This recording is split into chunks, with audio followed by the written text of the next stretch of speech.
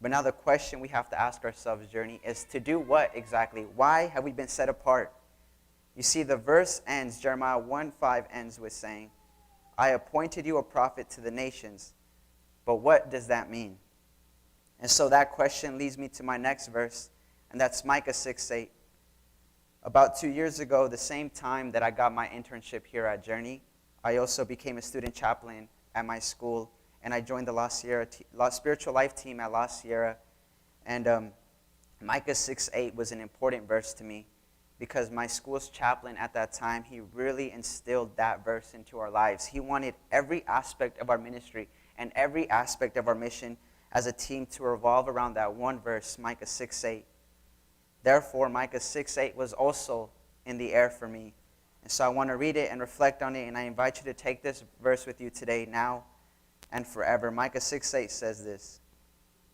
He has told you, O mortal, what is good, and what does the Lord require of you but to do justice and to love kindness? Some versions says to love mercy. But what does the Lord require of you but to do justice and to love kindness and to walk humbly with your God? And so to fully understand this verse and to fully understand what it means for us to be an appointed community, for us to be appointed as a prophet to the nations, I think it's important that we understand the context of Micah 6:8 a little bit. So I'm going to quickly read the 7 that come before that, and you're more than welcome to join me in Micah chapter 6 in your own Bibles or in your own phones. It says this. Hear what the Lord says.